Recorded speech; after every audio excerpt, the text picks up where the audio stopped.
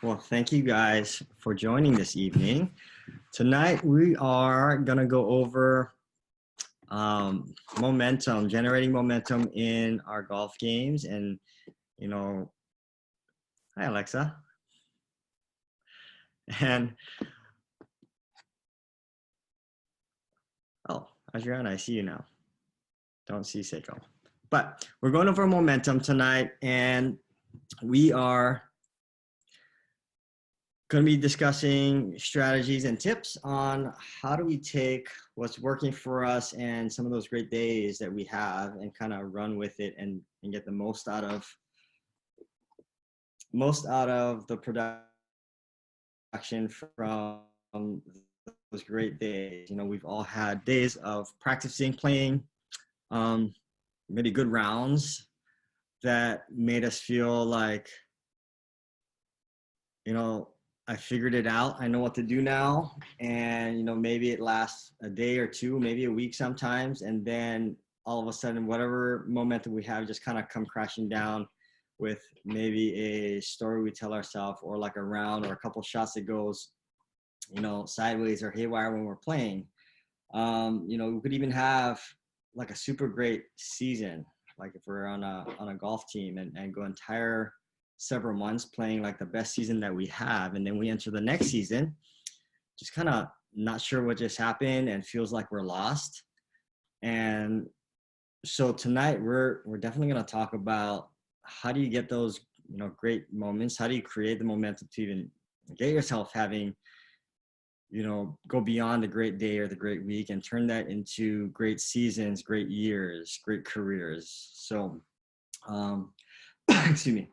So we're definitely gonna, you know, touch base on that. We've, you know, just to give you a little background with me, I've had tons of those days where, you know, playing golf for probably around a little over 30 years now. So it's quite some time that I've had so many days growing up and even, you know, nowadays having great rounds, great days on the practice range and, you know, finding moments that kind of just stop me in my tracks and get me to think and say like, what do I do next? Like, how do I get out of here? And, you know, the more understanding I get, you know, the faster it is I can get out of it. I can remember, you know, back in the day, you know, just from when I started as a junior golfer, I would have weeks and weeks, sometimes like the entire summer, I'd be struggling and not knowing,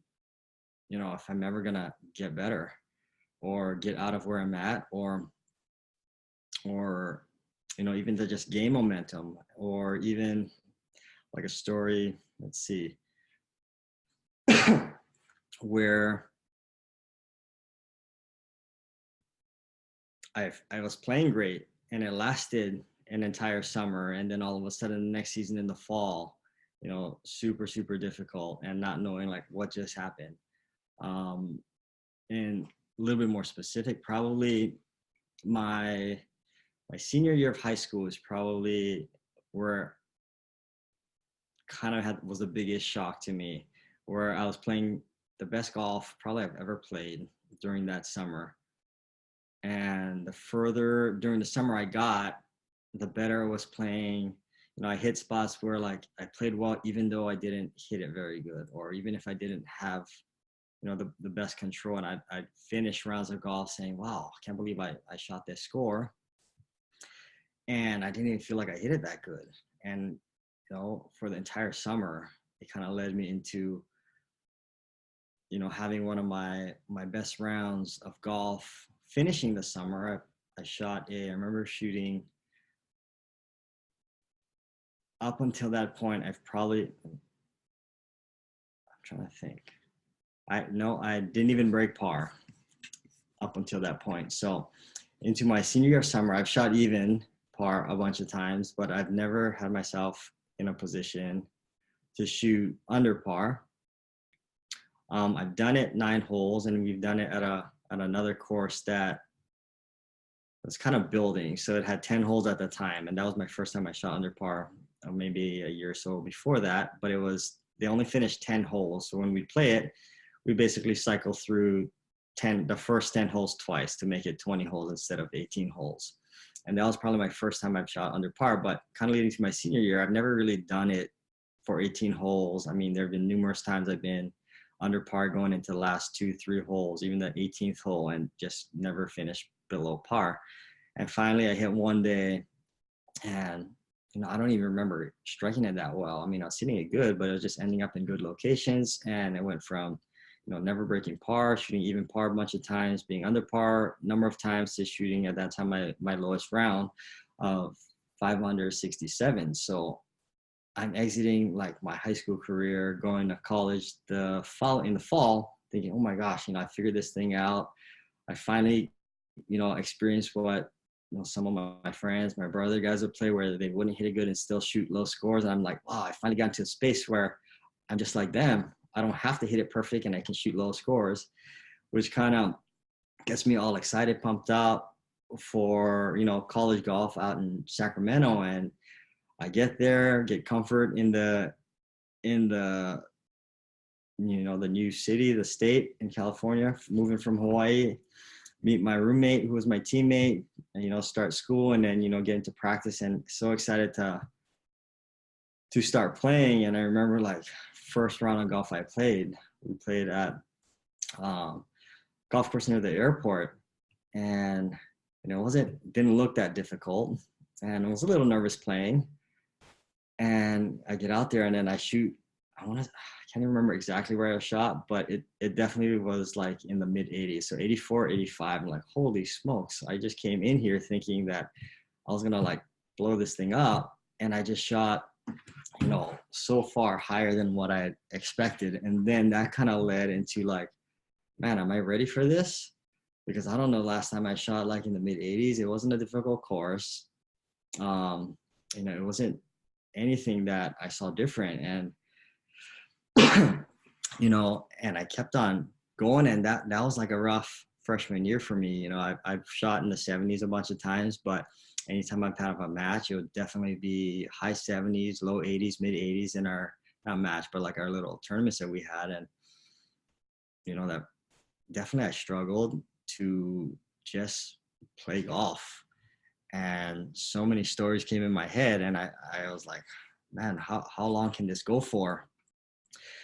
And it did go for quite some time, definitely years that I struggled.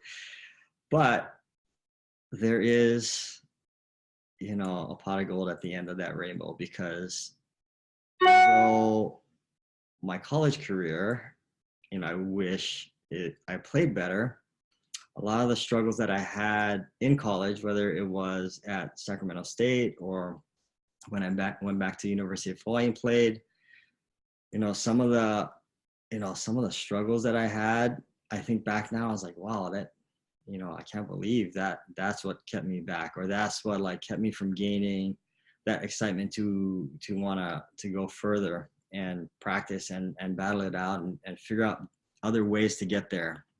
So, definitely you guys can get yourself out. You guys can get the momentum and great rounds and figure out, how do I keep this thing going and make it go, as fast as possible.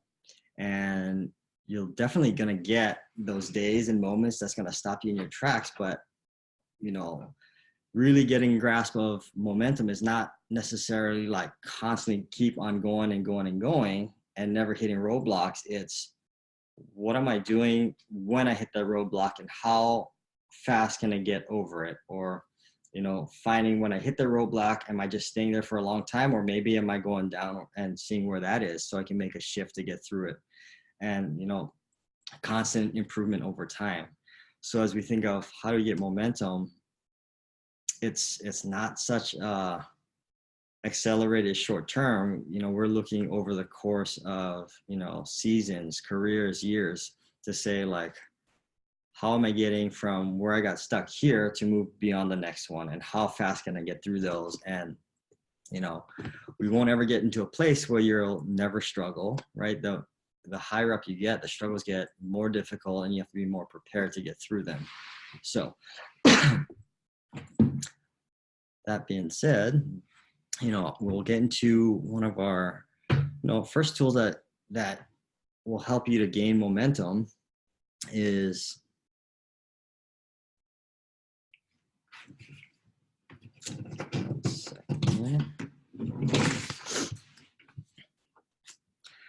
one of the biggest tools, and strategies for gaining momentum and keeping momentum is going to be, having the mentality and mindset of, you always want to continue learning. So never stop learning, whatever that is. If you guys are in school, you're always learning your academics, which prepares you for the next year, and you're constantly learning. You're never just not doing anything and just hoping you're going to get there. So it's the same with golf. So you want to always get yourself, learning something, and that's how you're going to build momentum.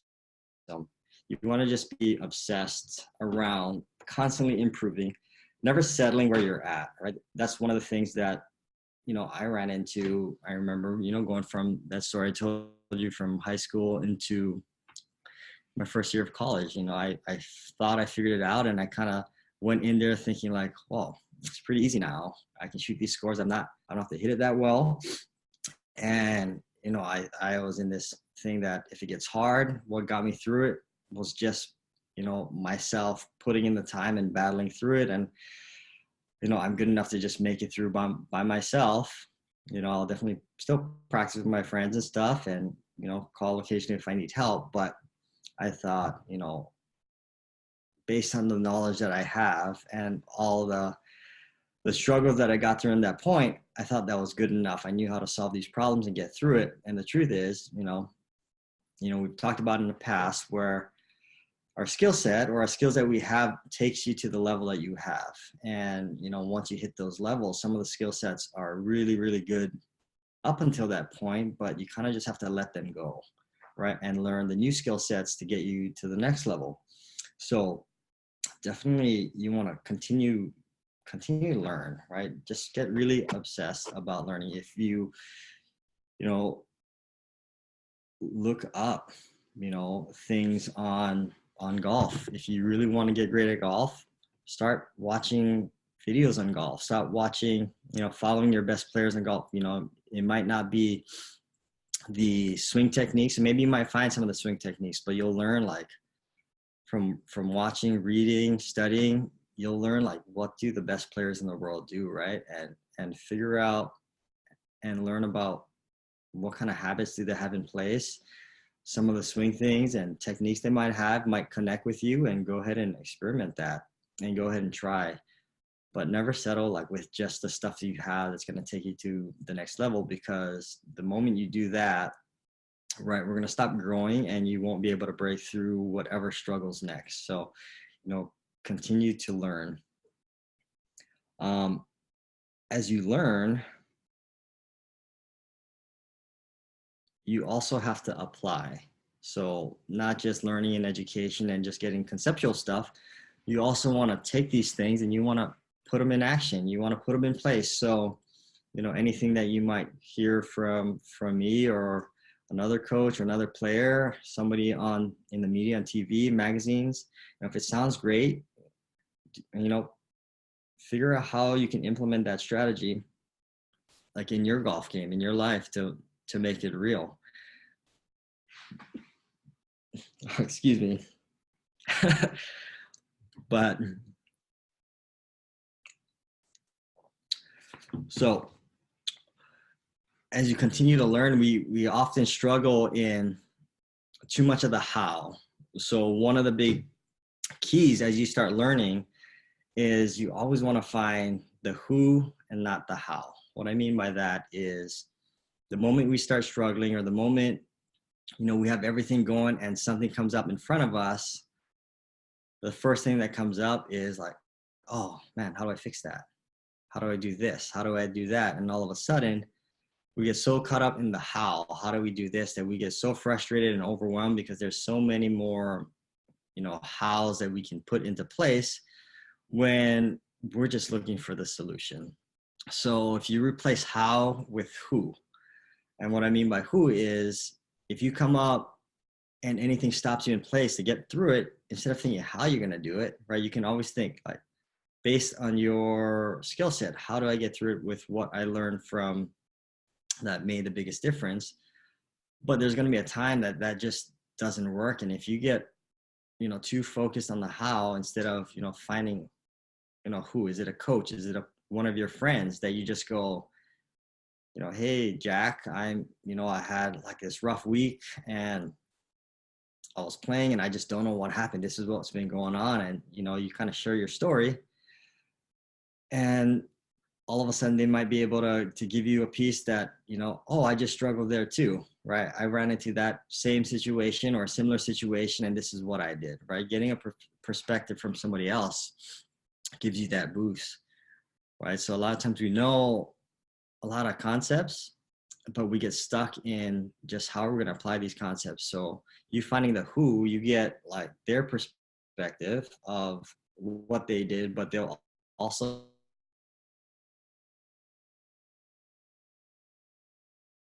how I broke through. And search for the who a lot more than the how. So beyond that, right, the who can be people, it can be, you know stuff you find online that other people have encountered, in magazines, on TV. So don't feel like you have to do it by yourself, because the moment you get stuck doing it by yourself is where the momentum slows down. Because as we said earlier, sometimes you just don't have that skill set and capability to get you through what you're looking for, and you're going to be just saying, I can do it myself, I've been pretty good in the past, and if I just wait it out, right, and take the things that I know, sometimes the things that just aren't qualified to get you through. So always search for the who instead of the how. So one of the things that you want to start doing from now is who's on your team that can get you there. So if you don't have one already, I would definitely want you to create a list. Create a list of, your top 5 or 6 people that is on your team now that you can connect with, right? What high level players or teammates or people can you just go to anytime you're struggling, and also anytime that you have success and massive success? Who is it that you can go to and share, right? So create your 5 or 6 person team that could be any way you normally communicate, whether it's email or if it's text. A lot of you now can put group texts. So put group texts together with the top people that you can share and get help from. Along with that is you always want to, search for people that are having tremendous success, even if you may not know. So create another list that of players that you'd want to be associated with, right? Create a list of 5 or 6 players because of the people that you want to get associated with, that you want to be able to connect with, and how could they help you? And what you're going to start doing is figure out, how can I get in touch with these people, whether it's a teammate of yours or whether it could be a golf instructor that you don't currently know, or like a PGA Tour, LPGA Tour player, just somebody that you feel you can connect to, and just kind of always drive to, how do I get these people that are achieving more success? It could be an upperclassman that you're not really familiar with or talking to at this time, but you want people who are achieving massive success on your team. So if you don't yet already have a list of people that you need on there and that you want to get you growing to the next level, you definitely should have a sense of who's going to be on that team. So you'll have a list of people that you can connect with now that gets you through it, as well as like your next level up. Who is that team consist of? And make that part of your priority to figure out, how do I get associated with that person, so we can share and we can elevate each other to the next levels.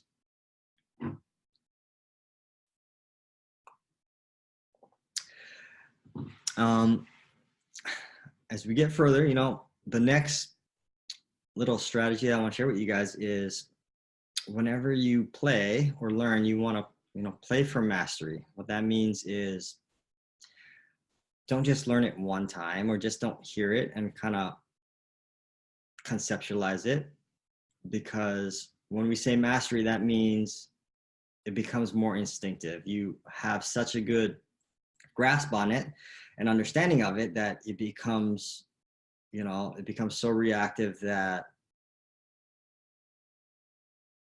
it's just part of who you are. An example could be, imagine something that you had tremendous struggle with a year ago that you thought, there's no ways I could have done this, and think about where you are now if it's something that you've achieved. And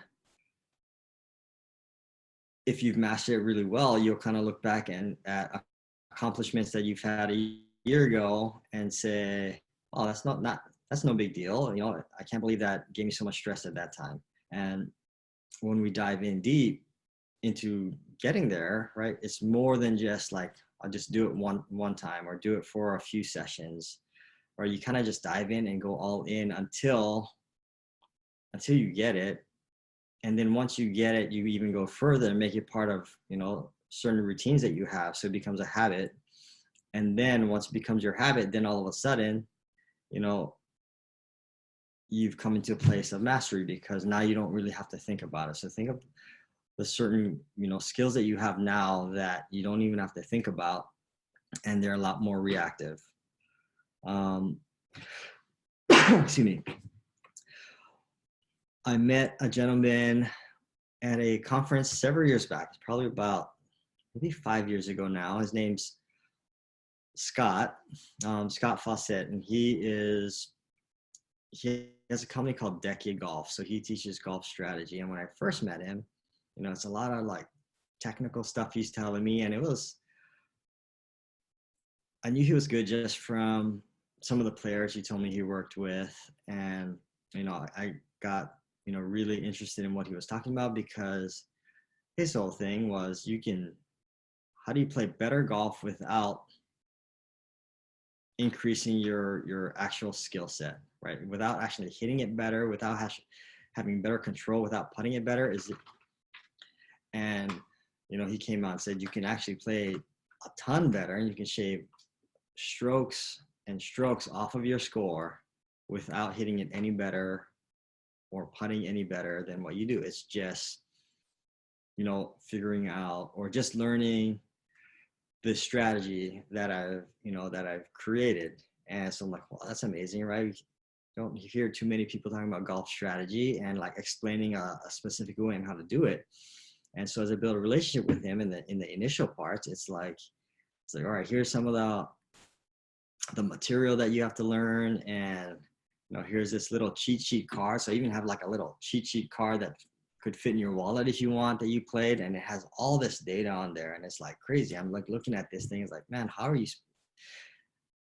And part of it was, before going any further, it's like, without getting too technical, that's part of the strategy as well. So he's like, how do you learn this playing strategy and not get so technical? And I'm looking at this card, and it has numbers all the way, like where you should be aiming from which distance from 80 yards away for all the way up until 250 yards. And it's specific to the like exact yardage from the edge of the green. And then it also has all this mindset numbers on there that gives you, shot expectation, that like, if the expected, average for your typical average PGA Tour player from 80, 90, 100, all the way down to 250 yards, then when you get to that situation and you actually make a score, right, it's relative to what the best in the world are doing. So it makes you understand and not beat yourself up if a certain shot comes out. And I'm looking at just this small little card, and I'm like, holy smokes, I'm supposed to learn all of these numbers. And it's like, it's crazy, and you flip it over and it says like, oh, And then it has like, oh, what's your mindset for the day and the things that your key things that you need to be thinking all day. And I'm like, wow, I got all of these things. I was like, there's no ways I'll ever be able to play golf. Kind of thinking on every shot, what is this? How far am I? Where am I going to aim to the specific, yard? And when I say yard, I'm not talking about so much, distance. I'm talking about direction. How far away from the flagstick or at the flagstick would I need to aim? And, as he's telling me, is that, at our tour level, I'm out there with players and telling them that, at 150 yards, when the flag is here, you're going to aim, 1 yard right of the pin. I'm like, are you serious? 1 yard right from 150 yards, is that really going to make a difference, right? And I kind of went in there, I was like, there's no ways I'll be able to play this. But all of his players get like massive and success. So, I got to learn what's going on. And, I start diving into his content. He sends me a whole bunch of stuff to read and some videos to watch of his, and, numerous conversations on the phone with him. And I kind of just got excited about it because I thought, like, how great is that for myself and for people that I work with to get their scores to tremendously go down without hitting it better. So that means how much exponential growth will they get once they start hitting it and building their skill set up. So I kind of got obsessed with it, watching videos everywhere, going through all of his content like numerous times. Certain videos that he has in some of his training content, it's, I've watched it, 10, 20, 30 times, right? These videos kind of going over. And all of a sudden, when you start obsessing over this education, it becomes more of a habit now, right? Now I can't play golf without thinking specific data, right? Where, for example, it's hard for me to not come up to 80 yards and say at 80 yards, the average tour player holds out in roughly 2.75 shots, maybe a little bit more, 2.75 to 2.8 shots from 80 yards. Where in the past, I would think at 80 yards, they're hitting it close to the hole and knocking it in for 2, where they're on the average are closer to 3. But like, unless I kind of obsessed on all of that, I wouldn't be able to remember when I play. And I don't even have to think about it. I just kind of know, right? Just because I've seen it so many times, I've heard it so many times. I've been to his seminars and like heard it there live and go kind of deep. The specific distances away from flagsticks, left or right, I can look at it and now say like, oh, right, it looks like this. I'm going to aim 1 flagstick to the right, or I'm going to aim 7 yards to the right of the flag or the left. And I can make these decisions more on the fly, and becomes, second nature. Did it come to me initially? There's no ways. I got super overwhelmed because I saw all these numbers, and, until I went fully through everything and over and watch, I don't even know how many hours I've watched of those videos. It's got to be over 100 hours of these videos over the last few years, couple hundred hours of these videos that are going. So totally. And, conversations with him to learn it, where I can look at yardages and, I get it. And for me to think just a few years ago, that would have been crazy. But unless you start, obsessing and just getting in the game and doing it, right, you're not going to get there. So, continue, like, if you're getting stuck somewhere, continue to play it for mastery, because you're not just going to have to do it one time. You're not going to have to do it, a couple times, or like read it a few times. Make it part of something that you really want to get, right? And when we try and master something, it's not so much like I want to master like 3, 4, 5, 6, 7 different things all at once. Like, you're picking like, what's the number one thing that's gonna like move you forward, and you fully obsess in that, right? And make it a habit to go over and over.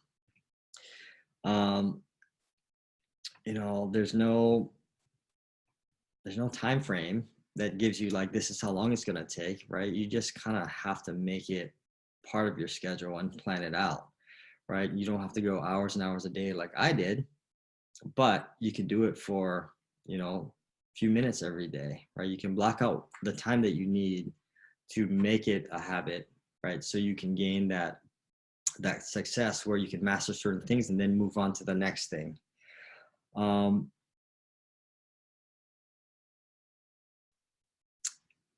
Another thing that accelerates that, right, to get further to master is you got to start teaching what you learn. So, if you're making little breakthroughs, the other part that gets me is like, for thinking about the strategy, if I'm sharing with other people and explaining it, and that even when I barely even kind of understood, I have like notes in front of me as I'm teaching it to people, as I'm teaching it to, friends, colleagues, some students, right? I have to like pull out notes, and in the beginning, I'm like, ooh, I don't know if I want to do this. And like kind of look kind of weird putting up like sheets of paper like this. And well, for this one, you're going to do this. But, we have to learn somewhere.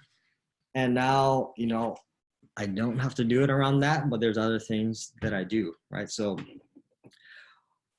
the point is do whatever it takes,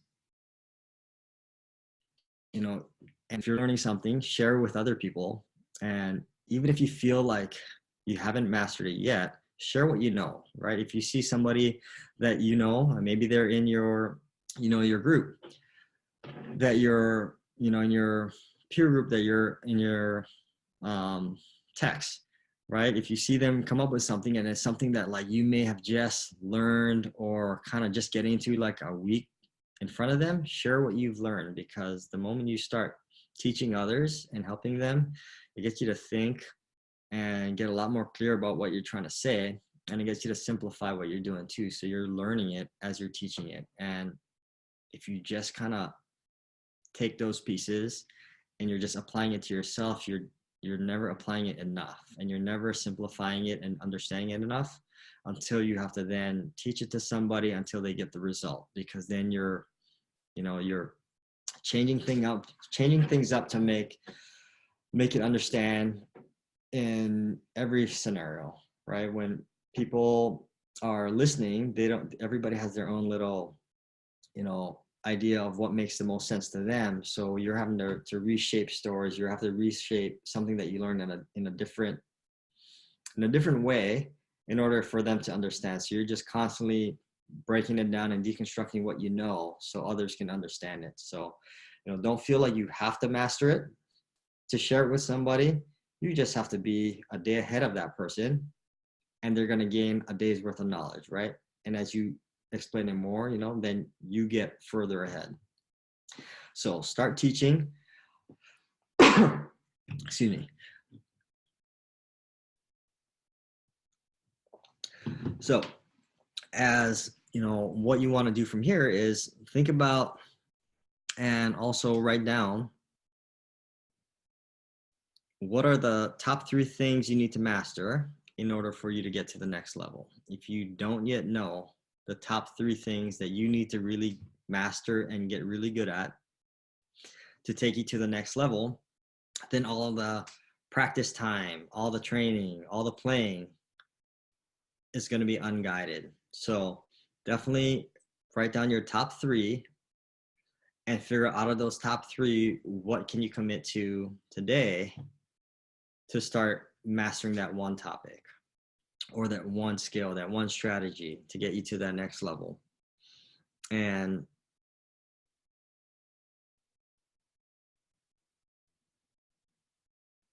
also, you'd want to write down what's the last 3 things that you've mastered. So you have your top 3 and your last 3. The past 3 things that you've mastered, definitely look back and over the last, year or whatever you can remember, think of, what 3 things that I accomplished that now I have, a really, really good grasp on, the biggest shifts that you guys made in your golf games that you can now teach other people, right? Get really good at a few things so you can share it, right? So you don't have, sometimes we get a little shy or shame of like, I don't want to tell somebody anything that I'm not quite sure, right? So just get comfortable sharing. So if you have your top 3 things, right, it gets you just opening up and and getting yourself comfortable, teaching. So top 3 things you need to master, top 3 things that you've already mastered so you can share, and, start on that as soon as possible. Excuse me. Another strategy that I want you guys to get, for creating our momentum is you want to start surrounding yourself with great people that have achieved so much success. This kind of, circles back to the first topic that we talked about of, never stop learning, but create that peer group that is gonna elevate you to the next level. You can't do it on your own, right? If you do it on your own, then it just takes you longer than it should. One of my favorite things that I've heard around this topic is, if the tide rises all boats. And I kind of heard that for the first time. I was like, what does that mean, right? And then they kind of explained it a little bit more. And what that means is if you surround yourself around a lot of like-minded people, and if you are sharing, teaching, learning from everybody else, right, you're raising everybody else's capability, right? So as one person shifts up and you're learning from them, you're having to elevate yourself up, and everybody in your group is rising with everybody else. So that is one of the big keys to accelerating your success and your momentum, is creating that peer group, creating that, group of players that you're constantly sharing, right? Constantly texting over and over again, and building that network where you're confident and comfortable just saying, like, I had a great day today, and just sending it out to the group and saying, this is what happened today. This is what I worked on. This is the success that I have. This is this new drill that I did. This is, what I struggled with on the course. And I just thought this one thing and it made me shift. And then I finished my round strong. Or reaching out to them and just saying, oh, today was, I had a tough time practicing. I got distracted, or, I hit a couple off shots that did this, and I just couldn't get myself back in, right? And, be comfortable around the people that you're going to surround yourself with, because what you don't want is, you don't want that rough day to then go over to the next day that's rough, and you're going over the same thing 2, 3, 4 days, weeks in a row, when you can surround yourself around great like-minded people that want to get success and want to get to the highest level, and you just say, I struggled today and I couldn't get myself in it, and they're just going to text you back, well, I just learned this one thing and this helped me, right? The moment I get frustrated, I put all my stuff down, I kind of take a walk around, calm down. I might sit down and journal for a second to get clarity on what just happened, and, what can get me out, and do that next time. Or maybe you might say, today I struggled with my driver on the golf course and I couldn't just keep it in play. And I just was so frustrated that I wanted to play so good. And like, I just didn't know what to do. And, somebody in the group's going to text you, well, next time, hit your 3-wood or hit your hybrid off the tee, something that you're confident with, to build into playing really good, as opposed to trying to fix and overcome things on the golf course, as far as, hitting shots that just aren't going well, right? So little shifts like that just get you to break the mindset that you're in. Where I grew up playing back on Kauai in junior golf, right? Everybody I played with played at an extremely high level, right? Probably for the reason that my brother was a good golfer, my sister was a good golfer, but more my brother. So because he was really good, I hung out with him, and he hung out with good players. And when people are good, I kind of just tagged along most of the time. And so, as I've shared in the past, like, I was always the probably one of the worst players in the people that I hung out with, but yet one of the better players like in the state of Hawaii. And it was directly influenced by the people that I just practice and play with day in and day out. You know, every single week, year after year, I'm always chasing the people that are better, but also since I'm practicing and playing, right, they're giving me little tools and tips like do this, right? Try this drill, right? And at times maybe they weren't as encouraging and say like, oh, well, don't worry about it, right? In that time, they would like make fun of me, like, oh, you can't do this. All you gotta do is just hit it like this and it happens, right? They'll kind of demonstrate it, but kind of making fun of me at the same time that I couldn't do it, which would kind of give me some fuel to go and experiment around it and do it. But, you know, as they got better, right, I kind of leveled up with them. Maybe there are days and moments that I kind of kept up and maybe got ahead, but over the long term, like we're always pushing each other and like they've always been like a step or two ahead, and I'm slowly trying to nudge myself with them. So, you know, me growing up and playing golf, definitely getting the success that I have and, you know, having the opportunity to play, you know, Division I college golf and getting a scholarship there has 100% to do with not just my work ethic, but my ability, or, you know, the players that I hung out with and play with every single day. Even the people that, you know, I would meet from different islands, you know, we would go and hang out and play and practice out there. We would schedule practice rounds for events that we go out to with other players we grew up playing with on Maui and Oahu on the Big Island.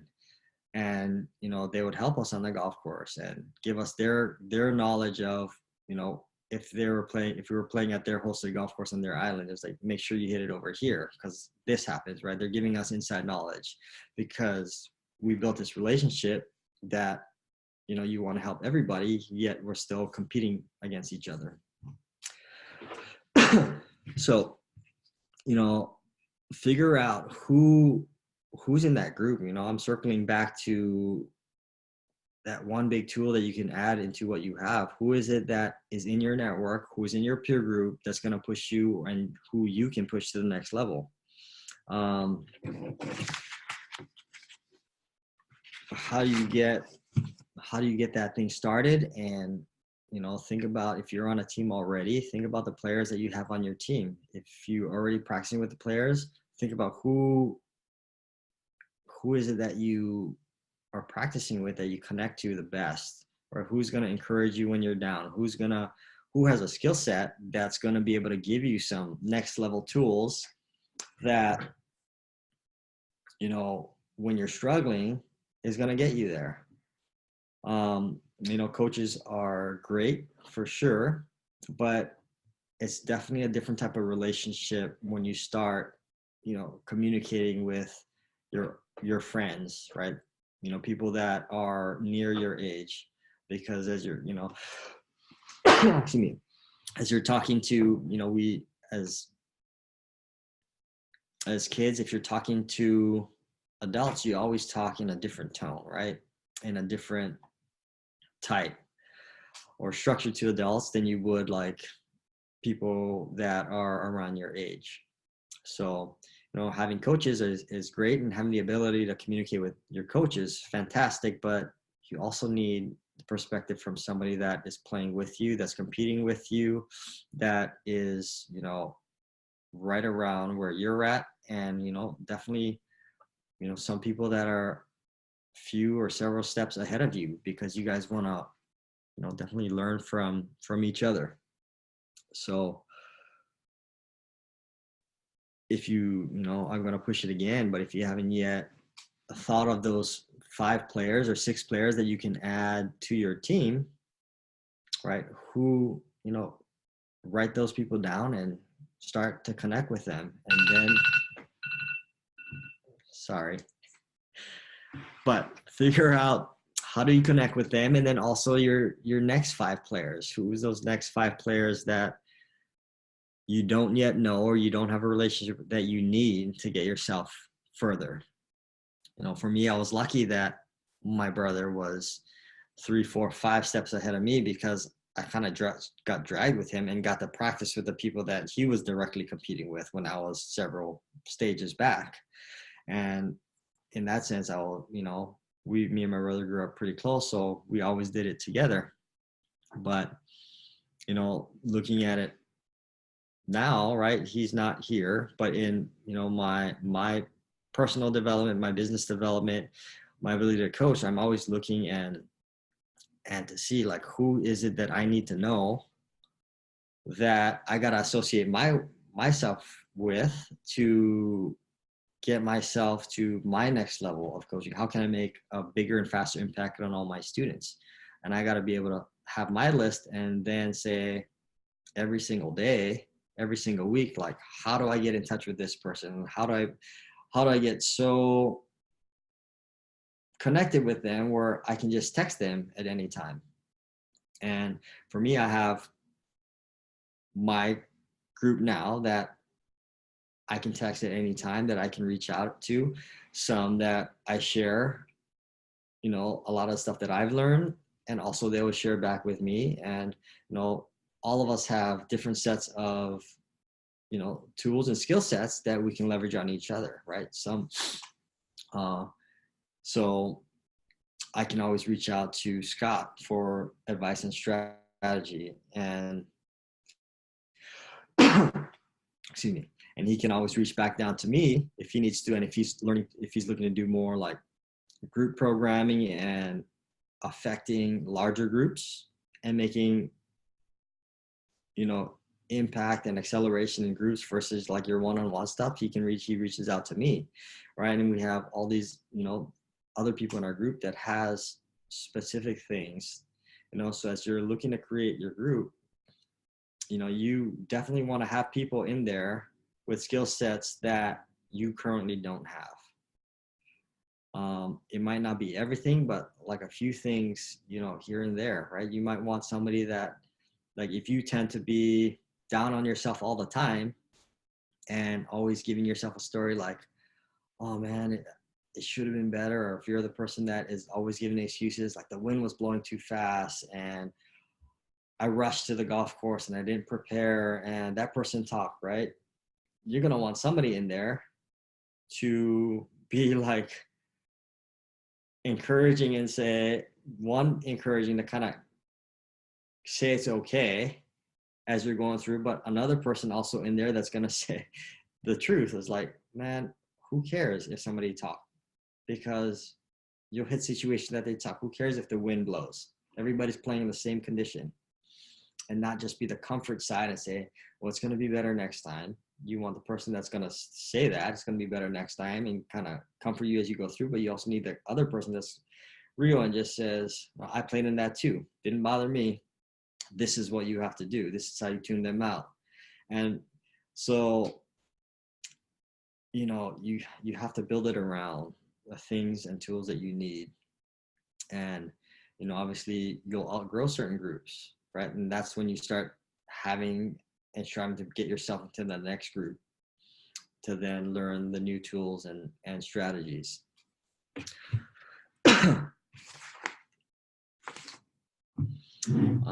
And one of the last tools I do want to share with you, this is one that I just learned recently that I did for myself. And it's kind of a blend of kind of what we've been talking about tonight, but it is called the past, present, and future exercise. So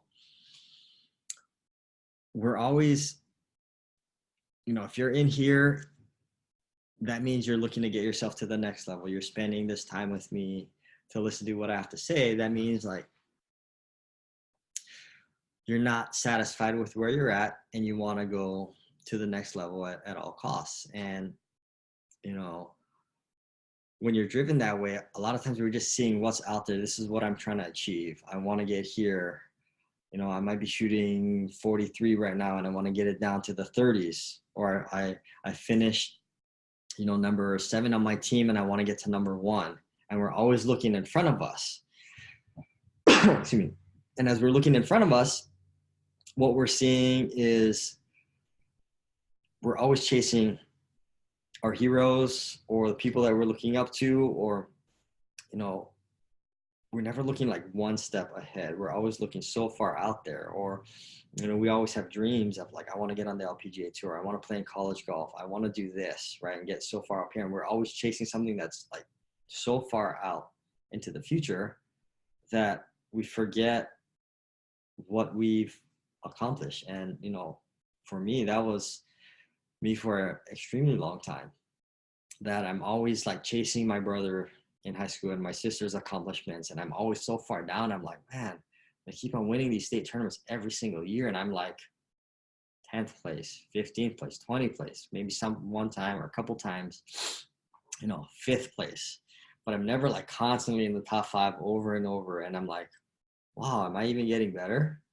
So we get addicted to achieving, and we get so focused on what's in front of us. We oftentimes we look like too far out, and we focus out here, and we just get discouraged because it feels like we're not even moving. And a lot of times we are moving, but we're moving with like our peer set or with who we're chasing, and we're not knowing, you know, the achievements that we've already had. So So in this exercise, you would want to look at, it's called the past, present, and future exercise. And first you just look at, you know, what is it that I've accomplished in the past? So we kind of, instead of looking up here, we look behind us and say, well, in the last 90 days, what have I accomplished in the last 90 days, right? That's the start. And you start listing everything that you can imagine that you've got in the last 90 days. And what that does is it automatically connects you to so much achievement that you've gotten in 90 days. And that we just took for granted and we didn't give ourselves credit for, right? It doesn't have to be around golf. It could be around golf, but you could just do it around like just achieving stuff, right? That maybe if you want to turn it into golf, you could. So think about the last 90 days, create this entire list as much as you can, and just start like firing them out there and saying, what did I accomplish in the last 90 days? And connecting that to where you are today. So we just need that little jump start to see, you know, I have come further. Like a lot of times we start moving, and if you just kind of look back at what's behind you, you'll kind of see, even though it doesn't feel like you've gained, you'll see that perspective, and you'll know that, wow, even though it feels like I didn't gain much, like these are all the things just in the last like 3 months that I've overcame and accomplished and got to where I'm at, right? Next, it would be, you know, present, right? So what am I doing now that's going to build my confidence? You know, if you're here on the coaching call, right, you can say, I'm doing this right now. I am listening to what we have going on today. And hold on for 1 second here. Can you hear my dog crying? Hold on.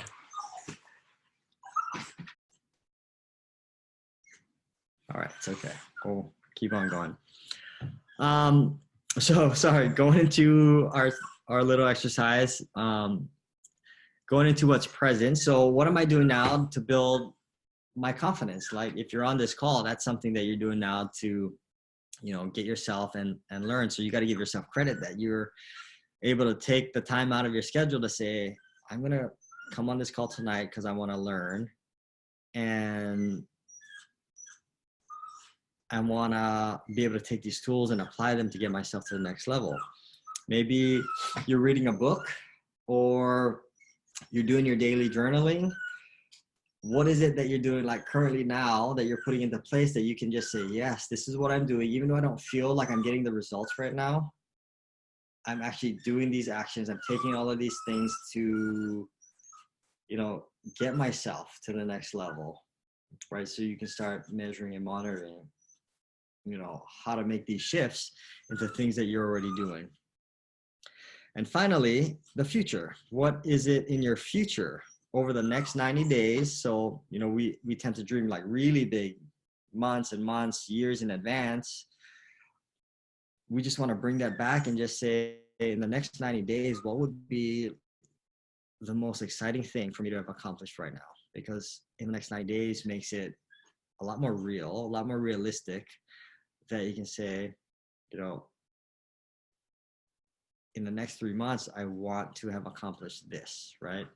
And if you say, I want to have accomplished, sometimes, you know, it gets us to be a little bit more clear in what we want to get, because we may have these goals of saying like, I just want to hit the ball more solid, right? And it's so vague, but if we turn that into like the next 90 days and say like, at the end of 90 days, I want to have just hit the ball a little bit more solid. One is, what's more solid? And if it takes you 3 months to just get it more solid, would that get you excited?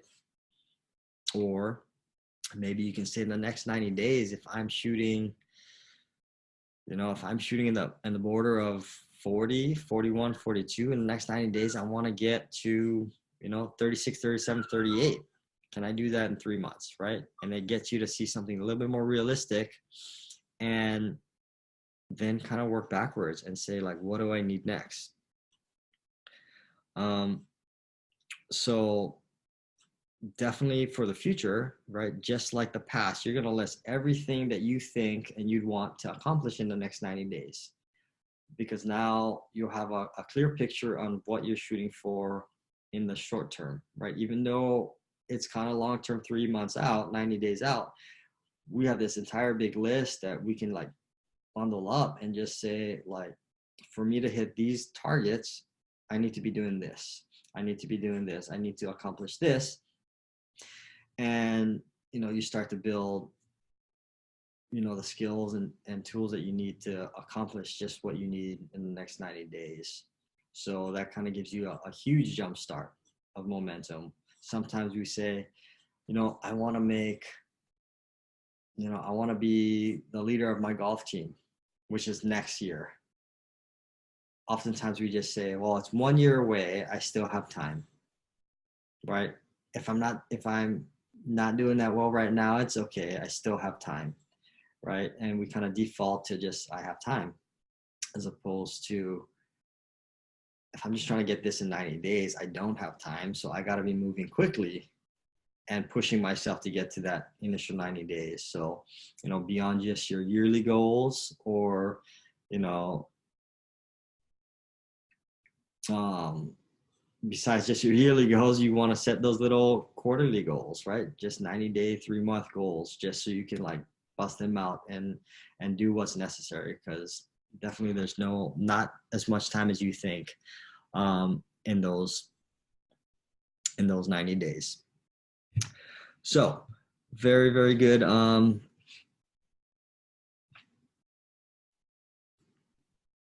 Going on some other things right now. That's all the tools I wanted to share with you guys tonight for our session in momentum. But before we go, I do want to get one person on, or maybe since we only have a couple of you tonight, there's two of you, we're gonna get both of you on. So we're gonna have a quick little hot seat session here, and we'll go with Miss Adriana first. And we'll put you on spotlight. Can you hear? Yes. Hey, your audio works today. Yes. That's what I'm telling you for this video. I would like to unmute your what? Wait, what? Okay. Can you still hear me? Yes, you're okay. good. Okay. So, excuse me. So for you, let's share one thing, since we're kind of, I really like that last exercise. What's one thing in the last 90 days that you can share that you've kind of accomplished and that kind of led you to where you're at today? Like for golf or for anything? You can think, since we're going on golf, for golf, or it could be outside of golf that kind of you could blend into golf, but anything that kind of golf related though. So if you had any like Okay. that you got in, so anything that made a big impact of how you got to where you're at today.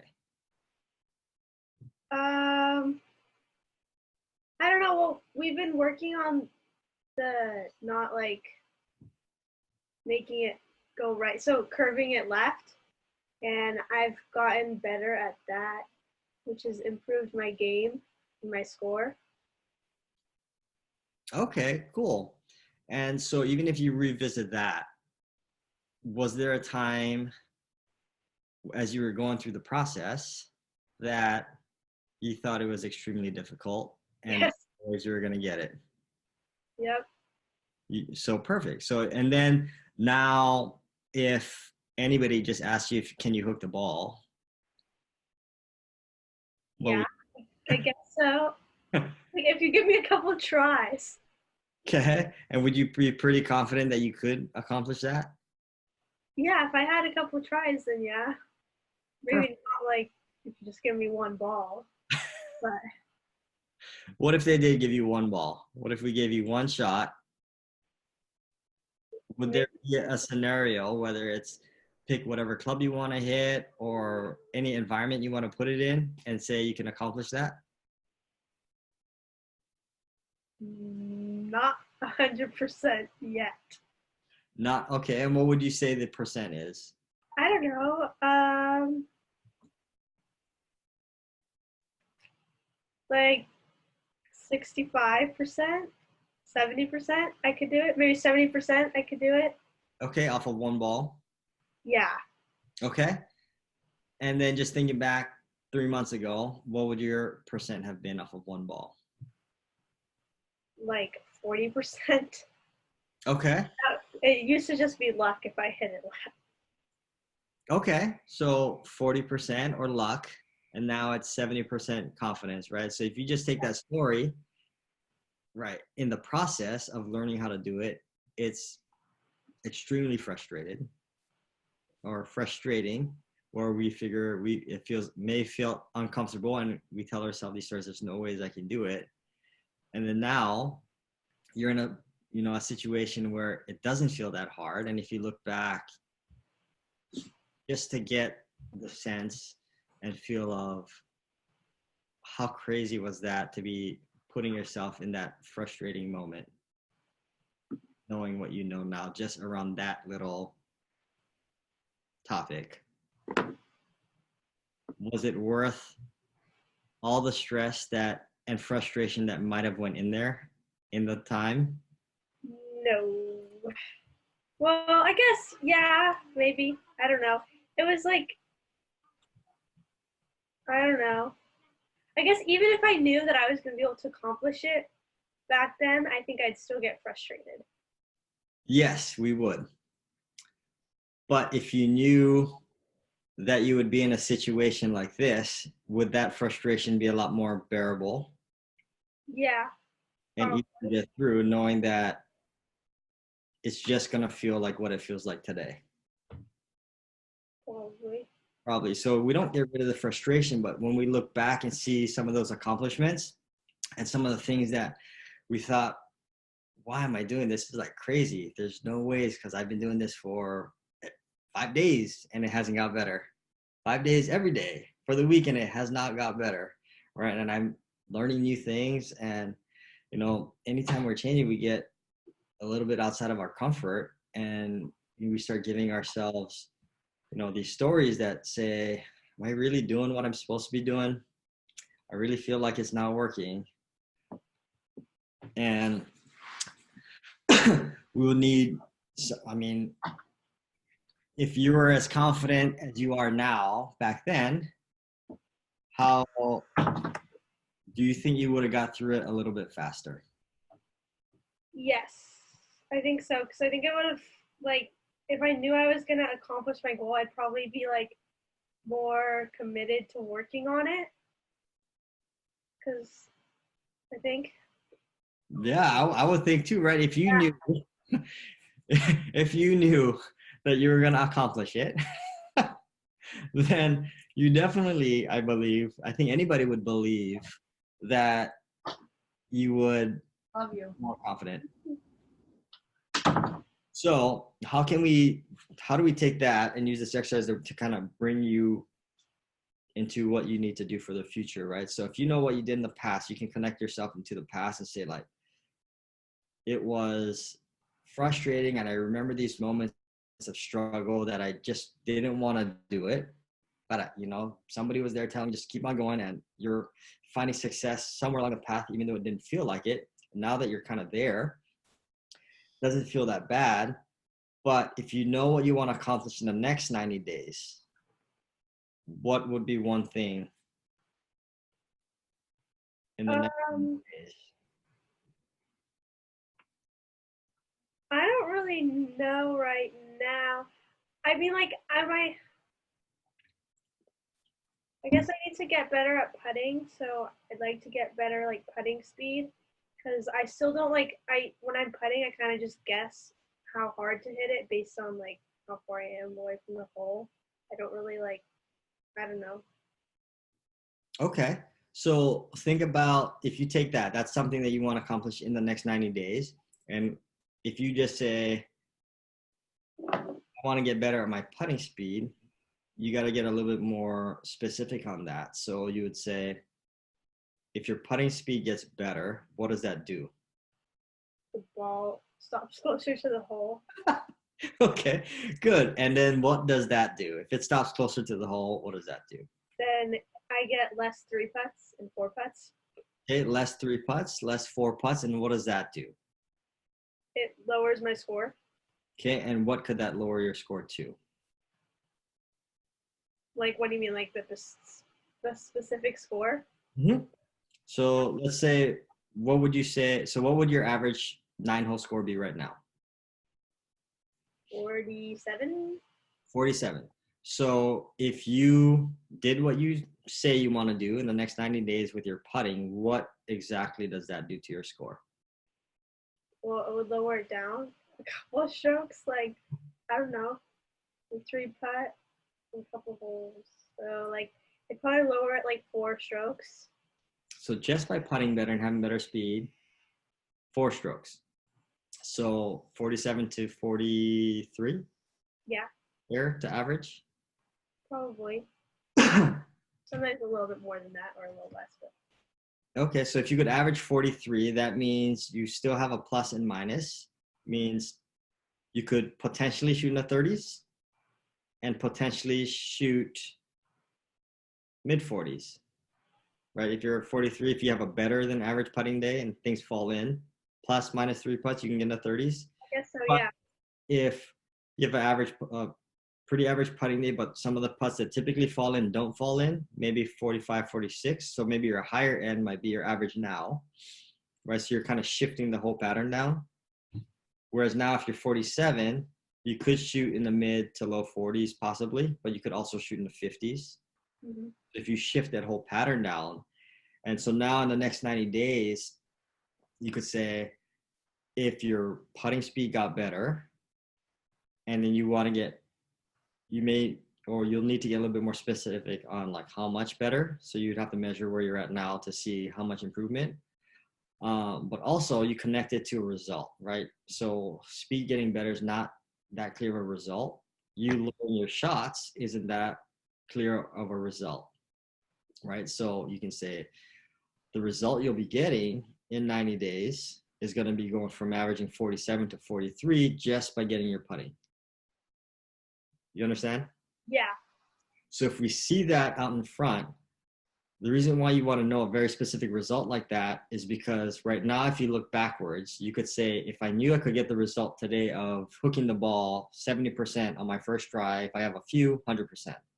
If you knew you could get this result now, or that you get now back then, you would have got here faster. Agreed? Yes, I agree. So the way you use this exercise is you're looking 90 days in front, connecting it to a result you're going to get with the things that you're going to need to implement over 90 days. And you want to get yourself ready to, in a mindset that you can win before you even start. If you think about how hard it's going to be and the pain and struggle and frustration that you encountered the last time, you're going to take forever or you're going to take longer. But if you look back at the past and say, well, it's not that bad. I knew I was going to struggle, but if I could think, well, I would get there now eventually, and that feels kind of silly, you can start priming yourself now to say, I'm going to be thinking about 43s, 43s, 43s. My it's got to get better. And you're going to start winning this game before you even start. So now you're going to be, so when you talk about getting back in, like starting to master stuff and being obsessed about it, you'd be saying like, how do I get 47, 43? I just said my putting has to go down, would go down 40 or not 40, 4 shots just by my speed getting better. How's my speed going to get better? Where's my speed now? Right? What does that look like? Right? And then what does it need to look like? Have I shot 43 in the past? Have you shot 43 in the past? No, Never shot 43 in the past? I don't think so. Maybe like once. Maybe once. I don't really remember, but I don't. Didn't you just play a few weeks ago? Yeah. At Arroyo from the 40s? Yeah. I I don't think I shot a 43. What did you shoot? 44. So 44. Different. That's a whole stroke off. Seiko just texted me and said you shot 41. Oh, I thought that was a 44. So you might want to go revisit that card because you shot a 41, even though. Oh, that was at Costa, not on that one. Oh, okay. Get Arroyo. 44? I thought it was a 44, yeah. Oh, Seiko just said it was 41 at Arroyo. Oh. So you might want to think Not think I hit that. think about that round because you shot below 43, but not just think of what it took, but if you can relate it to your putting and just say, like, for me to shoot 41, like, what was my putting doing better than what it's normally doing when I shoot 47? Right. And maybe you can't remember, but maybe as you start playing, or you maybe can remember some of your better rounds, or maybe better patterns of holes. Sometimes we may not get there in 9 holes. Like 41 is amazing when you're trying to average 43, but let's just say you can't remember. But maybe you can remember a stretch of holes that you went 2 over par out of 3 holes, which puts you in a pretty good boat there. That puts you at about 42. Right? If you go 2 over 3 holes, you do that 3 times, that's 6 over, 42. Have you ever shot 2 over par for 3 of your 9 holes in a row? That might have been par, double, bogey, par, but a 3-hole stretch that you're only 2 over par. Probably. I don't know. I don't remember these things. Okay, but so my point is you can, right? So next time you play, if you have a hard time remembering in the past, right, you can just play. And if you pull together a stretch of 3 holes that you are just 2 over par, that puts you below 43. But then you would just say, like, for me to be 2 over after 3 holes, what was my putting doing that's differently than when it goes like bogey, double, or bogey, double, triple? Sometimes we line those up once in a while, right? Yeah. So if it's really your putting, you could take those 2 holes or those 2 sets of holes and see, like, what actually was the biggest difference, right? Sometimes you might find out maybe it's not my putting, it was this. But you'll find patterns, and if it is your putting, like what you think it is, right? See, what was my putting doing? If my speed was much better, what was much better, right? You're connecting it to that. And now you're getting yourself to see, like, I can do it in these stretches of holes. This is what I need to do, right? And you're starting to prepare and prime yourself to win, like, the 90-day battle as you're starting it right now. So now if you know you're going to win, you can say, my putting speed needs to look exactly like this. Maybe your putting line has to look exactly like this. and you start setting those environments up in your practice, as opposed to saying, I'm just going to go and practice my putting. And I typically putt more off on my speed from 25 or 40 feet and just go straight there. You would say, well, it's only off when this happens. Maybe I'm putting on undulating hills where it's going up and down. Maybe when it's breaking more left to right, right? You're creating a different environment where you see yourself struggle a little bit more. So you go directly to the parts that you're encountering in those stretches of holes that get you to not putt as well as you want. Or maybe it's like, oh, every time this happens, I miss the 2-footer coming back, right? And then you start creating scenarios that put as much pressure as you can in making those 2-footers. Does that kind of make sense? Yeah. So, if you get yourself in that right mindset where you know you're going to accomplish it anyways, then you can set up the tools and the training to start, being a little bit more strategic in the type of practicing that you're doing. But if you know it's hard and it's difficult and you're going to have a hard time, just like you did in the last one, the chances of you spending the time to set everything up is going to be a lot more difficult, because you're going to say, it's pretty hard and I'm not quite sure how to do it, as opposed to like, yes, I know, I see myself doing it. I'm going to do it no matter what. And you start painting the pictures and seeing like, this is what I have to do. Or even if you paint the wrong picture, you're painting a picture, and then you always adjust off of that. Does that make sense? Yeah. Very good. So thank you there for sharing. And I'm going to jump to Miss Alexa, and we're going to go a really quick round with you. And for you, Miss Alexa, how you doing tonight? I can't hear you. Uh-oh. Can you hear me now? Yes. Yeah? Yep. Can everybody see Alexa? All right, Miss Alexa. So for you, that's kind of how we're using that past, present, future exercise. I do want to get a little bit of clarity with you. So what is one thing that you feel you're struggling with to gain momentum on? My driver, I would say. Your driver. Yeah. Okay. And so a little bit more clear on that. What exactly with your driver? Hooking it, and I feel like just with like all clubs, and like, what's the word? Hitting, or no,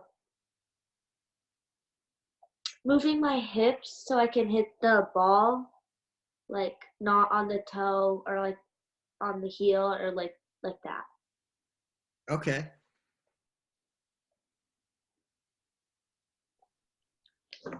I hear kind of the one thing you're trying to get through.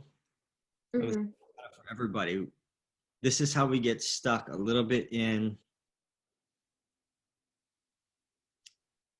the tactical stuff, that in the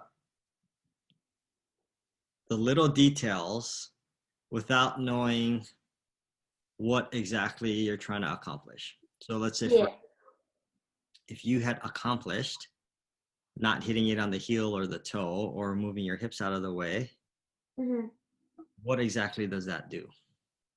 Does that make your ball go perfect? Well, not perfect every time, but it makes it go better. Better. And so what again, like what would better be defined as? Not like topping it, or like not it going, or making it go further than it would if I hit it on the toe or the heel. Okay. So if we look back and we look at one, you definitely need to be like super clear on what it is that you want to get out of it, right? So what is the outcome? So you're kind of listing these tasks that you want to accomplish. Uh-huh. The way I want it in the center of the club face. Maybe I want to get it to curve more left consistently. Yeah. Right. Yeah. So when you think of them in little tasks like that, Uh-huh. it's super difficult to get momentum because you could hit it in the center of the club face. Have you done that before and the thing goes sideways and crooked? Wait, what? You ever hit the ball in the center of the club face and it went sideways, crooked, slice? Oh, yeah. Yes. Wait. Yeah. So Probably. you accomplished the task that you just told yourself you want to get to and you didn't get the result. That Uh-huh. automatically breaks momentum, right? Have you ever moved your hip out of the way Uh-huh. and topped it, or felt like you moved it out of the way and you topped it, or whatever you're working on there? Yeah. So again, like you would look at it, you did what you wanted to do and you needed to do, and you didn't get the result. So when you look in terms of there, it's really difficult to gain momentum when you're not getting the result. Does that make sense? Yeah. So it's the most unfulfilling thing when you hit your targets, like you hit your goals, hit it in the center of the club face, or work on this little swing move that I'm learning, and you don't get the result that you want. Yeah. So you do it, you accomplish it, no result. Accomplish it, no result, right? That becomes even more frustrating because now instead of saying I'm hitting it crooked because I'm not doing it, you just did it and still hit it crooked or still hit the same result. Yeah. So you the super outcome. So if you look at with your driver, what is the outcome that you want to get out of your driver? Hooking it. So hooking, so how much would you want to hook it? What do you mean by that? How much would you want that thing to curve? 5 yards, Not, 10 yards? How much would you want that ball to curve? So if you're hooking it, 5 yards, 10 yards, 20, how much curve on the ball would you want? Well, I don't know how much 20 yards would look like, or like 30 yards. Okay. It's like Well, average, I guess. that's okay. So if you don't know the actual yardage, that might be a little bit more difficult. You picture how much curve it needs. Yeah. Can you imagine the height it's going to go? Yeah. Can you imagine how far it's going to go? Yeah. You have a yardage on how far you want to hit it. My driver, right? Yes. Like 170, 160. 160, 170 yards. Yeah. So if you are pretty clear on the distance you want to hit it, Uh-huh. and you have a hard time understanding like the curve, you can say I want to hit it 170 yards. Uh-huh. But how high is the ball going to go and how much is it going to curve? So you might not know exactly, but you'll have a pretty clear picture on the outcome. The ball looking like this and going 170 yards. Yeah. So you need to, so our one little playing for mastery, right? That's what you need or what you can implement now. So we'll use a different tool, right? You can use past, present, future, but I'll show you how to use this one too, right? If you say you need to learn it, you have to play by mastery. If you have this shot that you know what it looks like, you know what it looks like, you know what the outcome is, you get very specific and learn what does it take for your ball to go as far as it needs to go, as high as it needs to go, and curve as much as it needs to go. Yeah. I'll also ask you that question. Do you know the answer? No. Okay. So the first thing that you need to get is like, if you're working on say hitting in the center of the club face or moving your hips out of the way, beyond just doing that little tactical tool like that, you need to know what exactly does that do to get my ball to end up closer to the picture that I see? Okay. So you have to start, you know, revisiting certain topics on what creates the ball to curve. For example, Uh-huh. I need to know like what is my swing direction versus the club face direction, and really revisit like my swing needs to go this way, my club path needs, or my club path needs to go this way, my club face needs to go this way. It might be my attack angle, the way the ball's hitting it, upwards, level, downwards. You got to understand what that does. So you just have to get a little deeper understanding of what exactly creates the shape that you want to get.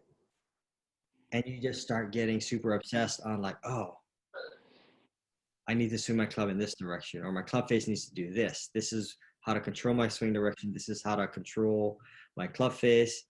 And you just, start geeking out on that stuff, because if you're not clear on how to get there, well, one, if you're not that clear on what it looks like, you get there. But if you know what it looks like and you're not that clear on like what exactly you need to do, that means you don't understand it enough. So if you just show up and practice, the result that you going to be kind of just based on you just hitting balls and hoping for it to work out. Or you're just saying you're going to be like, and what I mean by that is not just you're hitting balls, you're going to be working on something very specific. Like, I want to get it in the center of the club face by doing this. I want to get my hips out of the way by doing this. And you're going to be hitting those things, but you won't get the outcome. Mm-hmm. So you need to get a lot more clear and defined on, if I move my hips out of the way, this is what happens, and this is what I'm trying to create. Or if I'm setting up this environment, this is what happens when I hit it in the center of the club face to create this. Does that kind of make sense? Uh-huh. So you just getting a little bit more of the education aspect of it. So when Yeah. you apply the education, it's applied in a much more specific and strategic way. Okay. Yeah. Does that make sense? Yeah, I think so. So then if you know what that looks like, how far it's going to go, you can then write down the 3 things that you need to do that's going to make the biggest impact on the outcome, right? Okay. So let's say for you, you want your ball to go 170 yards and curving to the left. Mm-hmm. So what is going to make bigger impact for you? Making it curve to the left more, Uh-huh. 170 yards, if you have to pick one or the other. Wait, what was the last one? What would make bigger impact for you if you could make the ball curve to the left more consistently? Yeah. Wait, hang on. My iPad keeps cutting off. It's about to die. What'd you say? Oh, what would make more impact for you? Wait, hang on. Bailey! No! No barking.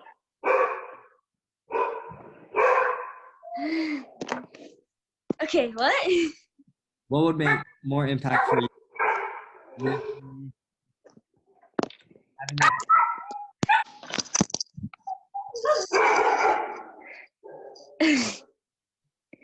Okay.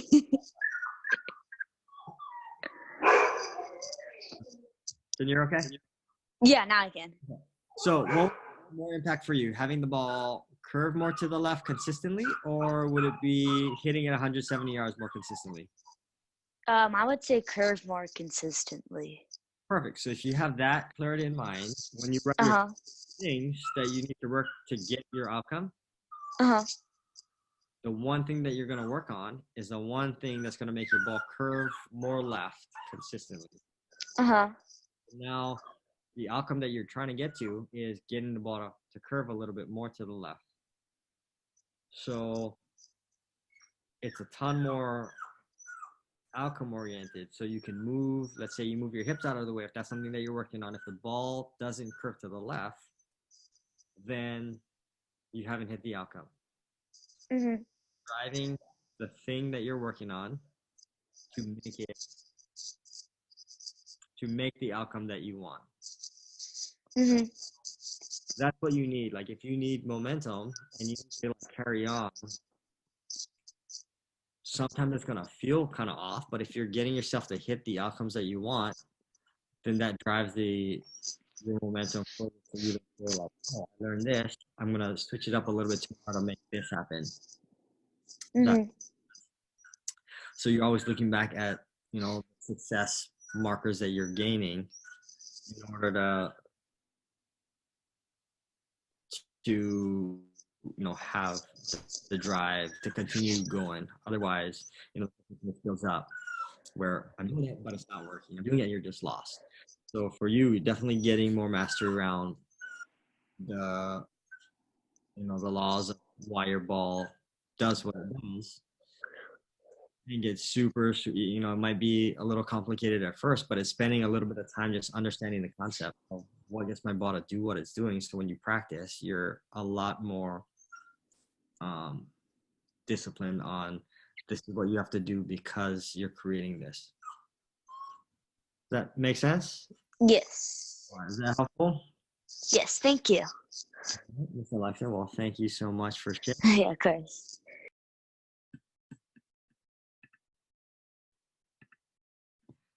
All right, everybody. Well, thank you guys again for hanging out this evening. Our topic tonight was momentum. So go back and a few things that we did was just go back and, you know, one is never stop learning, be obsessed with like improvement, build your team around people that are going to take you to the next level, that are going to be there to support you, that are going to be there to help give you the information and give you the support that you need. And the support that you need is not always like comfort. It's going to be telling you the truth. This is kind of the reality. You got to do this. And you're going to have the person that supports you when it is frustrating.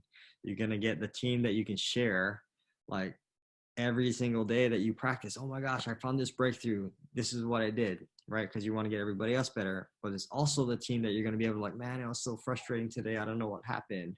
This is what I went through. You share that, and then they're going to give you guys, you know, their breakthroughs to help you get through it faster. Right? You can't do it. You can do it alone, but it takes a very long time. It takes longer. Find the team that's going to get you through. Also find, you know, the 5 or 6 people that aren't on your team right now, that aren't on your little group, that is going to take you, that can take you to that next level, and start finding ways to build relationships with those people, or get into a situation where you can have them on your phone and just say, I want to text you, so you can include them in your group and, you know, get the advice from them, get the support from them. 2 was, you know, we're going to play for mastery. Make sure you know, again, get obsessed with learning, get obsessed with like seeing the stuff that you're working on every single day, right? It doesn't have to be for hours, but kind of like keep them around where you see it every day. So you're never forgetting like the direction that you want to go, and not just the day that I'm playing golf on these 3 days during the week. And that's when I'm going to think about them. You got to think about them everywhere in between. So then, you know, when you start doing the actions and doing the activities, doing the lessons, the training, you know, it's a lot more specific. You know, keep it in your journal. If you start writing it in your journal and reminding yourself every day, you know, that gets you even further. You might be just kind of chatting on and, you know, just writing down all your thoughts down. And you might find something that kind of just breaks, oh my gosh, I never thought of it this way. And you just getting your thoughts out on the paper. And, you know, find the top 3 things that you need to do to get you to your next level. Think about the top 3 things that got you to the level that you got to now. Our third one that we did was surround yourself with a group of people, or great people that are like-minded, striving for success. You know, it kind of fits with, you know, step 1, but you never want to stop learning. So you want to be around a group of peers that are going to push you, that are going to force you not to start learning, right? Even if you're not reading books or magazines around it, you're going to be with people that are educating themselves too, right? So you may have other supports that you can support, that you can, put in, but they might have, the ongoing education that they're going to share with you guys. But get yourself around people that are going to elevate you guys. And finally, our past, present, and future tool that just gets you to see everything you accomplished in the last 90 days and start stacking those accomplishments on to condition yourself to let you know that it is possible and it's not as hard as you think. And then currently, what are you doing now that's preparing you for what's to come, and then knowing what do you want to have accomplished 90 days out, 3 months in the future. And you're kind of using all of those three things together to win the obstacle that's in front of you, win the game before it even starts. So see yourself winning it, see yourself overcoming these obstacles way faster, the same way that you would picture backwards and saying, well, if I knew what I knew now, it would be so much easier. If I knew that I was going to get it, I would have stuck through it. I might have designed this differently, and using that mindset to figure out how can you train yourself now to do it even faster, right? And then you'll find a faster way. And then as you do it for your next 90, right, you'll find other tools and strategies to get you even faster. So, if you haven't done already, tonight, save 5 or 10 minutes to definitely write your 5 people or 6 people that you need in your group to elevate you to the next level. Thank you guys so much for hanging out tonight, and we will see you on the next one. Have a good night.